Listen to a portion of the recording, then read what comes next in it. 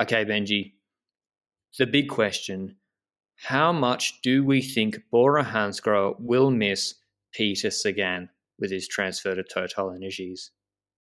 I believe that they're going to miss him. Let's be honest about it. He was a big guy when it comes to his stature in the team and his marketing exposure for the outside world. And then we look at his results, and we have to be honest, they've gone down in the last while. Like, if you look at the last 5 years, the last year was definitely not the strongest of Sagan's career, which is an obvious thing to happen.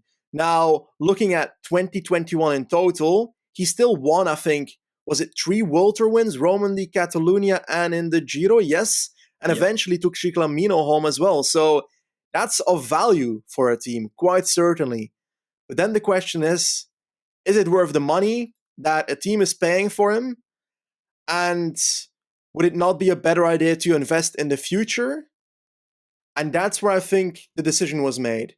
I think the decision was made on we have Sagan for the next 2-3 years, but perhaps we should invest that money in trying to make sure we have a future rider that gets top results. Does that make sense? I get that. I don't agree with it. I think Sagan is still really good.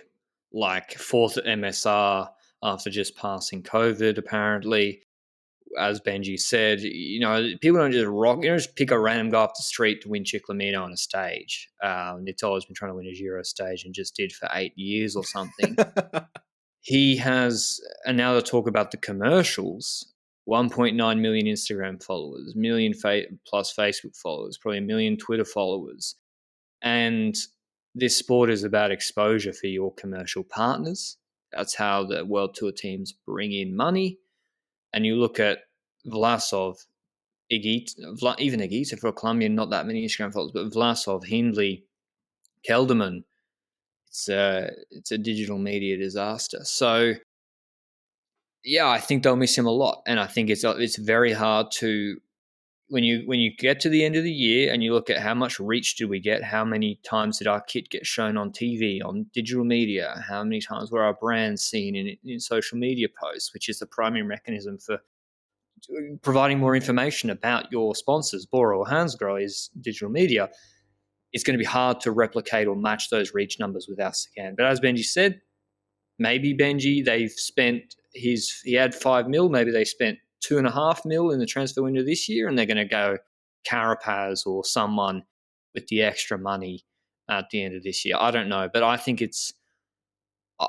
Sagan is still good. And listen, he said he got arrested 2 days before, and they said he was intoxicated before he won a stage at Romandie. It's incredible. So perhaps he should drink more. Perhaps. I mean, yeah, food for thought. But yeah, I think, and as you said, we went through their cobbled squad, or who's their sprinter for Gent-Wevelgem. He's won that 3 or 4 times. He's just a natural slot leader for all those races. Do you think? I'll be eating my words. Do you think they're betting that Vlasov is good enough to podium the Tour in the next 3 years? Is that the bet they're making? I think that's one of the bets they're making, and perhaps that's why they bet on multiple people, because they're not sure if one of them is enough to make it. Perhaps they're like, okay, there's X amount of chance that this leader makes it, there's X amount of chance that this leader makes it. What if we just get all second-tier riders in the world?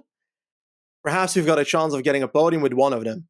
That kind of feels like their transfer season right now. And perhaps that's a replacement. But let's be honest, Vlasov's a young guy, and he's obviously not 20 anymore, but he's still a young guy compared to what Sagan is at when it comes to age. And then we look at Higuita, same story, also not the oldest guy. So I think they're more securing the next 5 years than with Sagan would be the next 2-ish years of getting results, you know?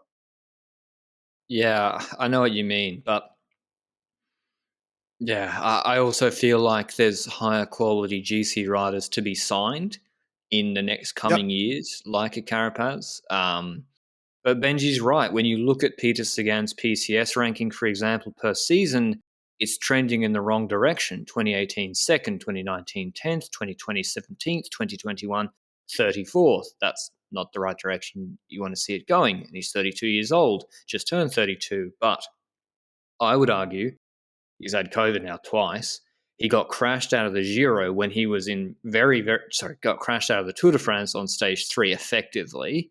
He had to abandon with a knee injury later, but he was in good position on stage 3, and then that affected him in later sprints where he still came top 5 twice in the coming days.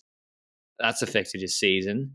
But yeah, I don't know. I think it'll be interesting. It'll be interesting to see how he goes on Total. I think Sagan's not done. I think 2 years is the right amount for Total, and maybe Bora just didn't want to match the money. I'm not sure. But there was the Froome exposure deal, and I think people might respond to me talking about, oh, he's got this many social media followers, saying, well, Froome has a lot of social media followers, but you yourself say that that's not worth that much. Sagan's not that bad. He's still relevant in races. He's still top 5, G1 in monuments, 15th at RVV. He's still winning races, and so that's why I think if you're just good enough to there and you're a superstar, I think it's worth it to pay the money.